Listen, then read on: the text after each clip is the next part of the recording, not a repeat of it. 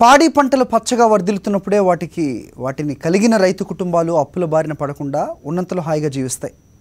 అసలు ఒకప్పుడు ఏ గ్రామంలో చూసినా ప్రతి రైతు ఇంట్లో పాడికి కొద ఉండేది కాదు. ఆడవాళ్లు పాడి గేదెల పరిశ్రమ నిర్వహిస్తూ క్రమం తప్పకుండా కుటుంబానికి ఆదాయం అందిస్తూ వచ్చారు. గేదెల ఎరుపు పొలాలకు చక్కటి పోషకాలను అందించే సేంద్రియ ఎరువుగా ఉపయోగపడుతూ రైతుల పెట్టుబడులు తగ్గించేవి. ఇంత ఉపోద్ఘాతం ఎందుకు చెప్పాల్సి వచ్చిందంటే పాడి పంటలతో చక్కటి ఆదాయాలను పొందుతున్న ఓ రైతును మీకు పరిచయం చేయడానికి.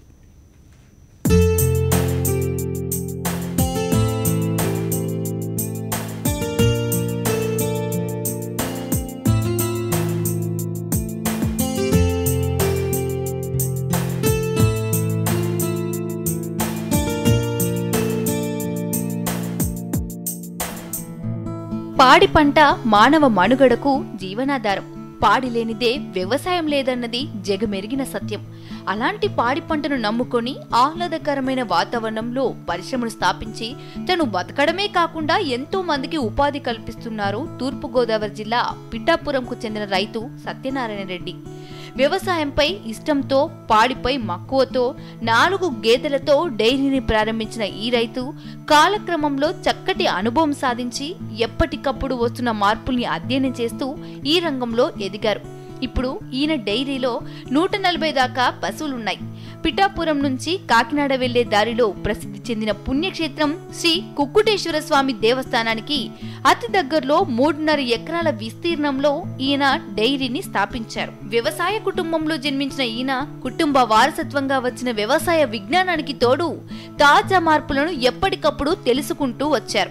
నేనైతే పాలు 2-3 గేదెల దగ్గర నుంచి 4 గేదెల దగ్గర ప్రారంభించిన ఎప్పుడు కల్తీ అనే వాటర్ కానీ ఏ విధమైన కల్తీ పాలు అమ్మకూడదని నమ్మకమైన పాలతో వ్యాపారం చేయొచ్చు అంటే రైతులకి ఈ నమ్మకంతో కూడుకున్నది కాబట్టి నేను పాలు నమ్మకంగా పోయడం పెట్టాను.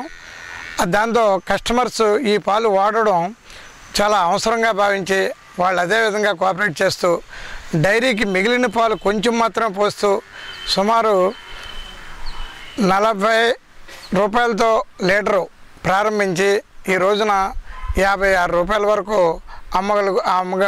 రేటు అమ్మగలుగుతున్నాను. అయితే ఎవరు కూడా ఈ పాలు అలవాటు పడిన తర్వాత మార్కెట్లో వచ్చే ఇతరత్ర కల్తీ పాలు కానీ వాటర్ కానీ వాళ్ళు ఉపయోగించుకోలేకపోతున్నారు. మాది రేట్ ఎక్కువగా భావించినప్పటికీ ఈరోజు మార్కెట్లో లీటర్ వచ్చి వాటర్ బాటిలే 20 రూపాయలు అమ్ముతుంది. అదేవిధంగా ఈ డైరీ వాళ్ళ మీ పాలు కూడా చాలా హెచ్చు రేట్లో అమ్ముతున్నారు. మాది ప్యూర్ పాలు కాబట్టి వాళ్ళ ఇష్టంతో కొనుగోలు చేస్తున్నారు. ఆ రకంగా మాకు కోఆపరేట్ చేస్తున్నారు. ఆ 4 గేదెల నుండి ఈరోజు 60 గేదెల వరకు పాలు ఎప్పుడు కూడా మా దగ్గర డిమాండే ఉంటుంది. ఎవరు కల్తీకి అని అనుకోరు, నమ్మకంతో నన్ను గౌరవిస్తున్నారు, అదేవిధంగా కొనుగోలు చేస్తున్నారు. అది ఈయన విజయ రహస్యం.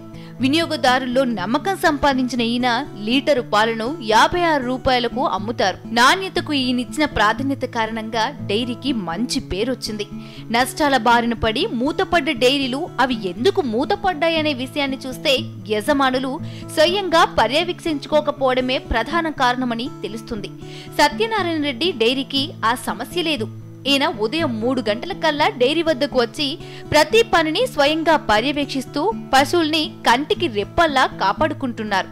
గేదెల ఎంపిక విషయంలోనూ వాటిని తిరిగి ఇతర రైతులకు అమ్మే విషయంలోనూ ఈయన అన్ని రకాల జాగ్రత్తలు తీసుకొని డైరీకి ఎలాంటి నష్టం రాకుండా చూసుకుంటున్నారు. చూడి గేదెలకైతే సుమారు పూటకి 10 కేజీలు తవుడు, ప్రత్తిపిండి, మినప్పొట్టు, బీరు పొట్టు కలిపి 10 కేజీల వరకు పూటకి ఇస్తాము. అదే పాలిచ్చే గేదెలకైతే 15 కేజీలు పూటకి 3-4 రకాలు కలిపి ఇస్తాము.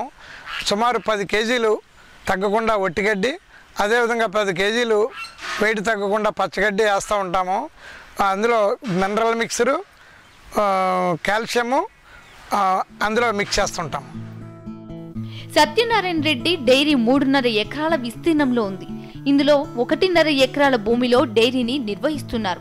ఇందుకోసం 6 షెడ్లు వేశారు. మిగతా పొలంలో అరటి పంటను వేశారు. అరటి పంటకు పశువుల ఎరువునే వినియోగించడం వల్ల రసాయనిక ఎరువుల్ని వాడాల్సిన అవసరం ఈయనకు కలగలేదు. దాంతో అరటి పంట ఆరోగ్యకరంగా ఎదుగుతుంది.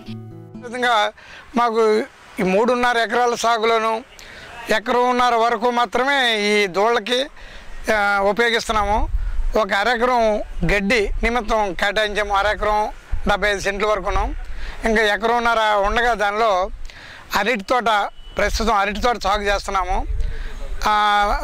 ఆ తోటలో ఏ విధమైన పిండి అంటే ఎరువులు వాడకుండా ఈ గేదెల నుంచి వచ్చే పేడ, ఈ గడ్డి, ఈ ఎరువు, గేదెల నుంచి వచ్చే ఎరువు మాత్రం ఉపయోగిస్తున్నాము.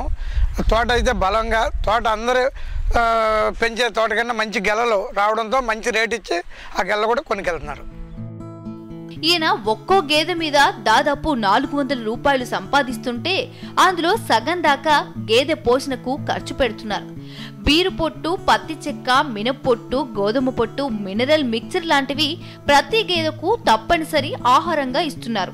ఇదిగాక ఎండుగడ్డి, పచ్చిగడ్డి ఎలాగూ ఉంటుంది. డైరీలో పనిచేసే వారికి బాగోగులకు ఎలాంటి లోటు లేకుండా చూసుకుంటున్నారు.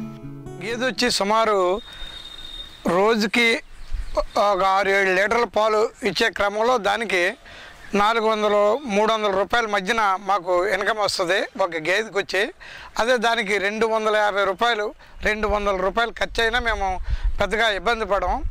మొత్తం టోటలు ఇక్కడ ఏంటంటే మాకు పిఠాపురం, కాకినాడ నుండి ఎక్కువ ఎంప్లాయీస్, ఎంఆర్ఓ ఆఫీస్ మాకు దగ్గర, చుట్టుపక్కల బ్యాంకు, ఇవన్నీ కాకినాడ నుండి ఎక్కువ మంది వస్తారు. వాళ్ళంతా ఈ పాలు, శుభ్రమైన పాలు ఇక్కడ దొరుకుతాయని తెలియడంతో ఇక్కడ మార్గం మధ్యలో ఆగి వాళ్ళు ఎంప్లాయీస్ ఎక్కువ ఇక్కడి నుంచే పాలు కొనుగోలు చేస్తూ ఉంటారు. దానివల్ల మాకు ధర కూడా మొన్న లాస్ట్ మంత్ వరకు 50 రూపాయలు మాత్రమే లీటర్కి పెట్టాము. ఇప్పుడు తవుడు, బీరు పొట్టు, మినప్పొట్టు ప్లస్ ఈ ప్రతిపిండి ఇలాంటివన్నీ కూడా రేటు 40% రేట్లు పెరిగిపోయినాయి.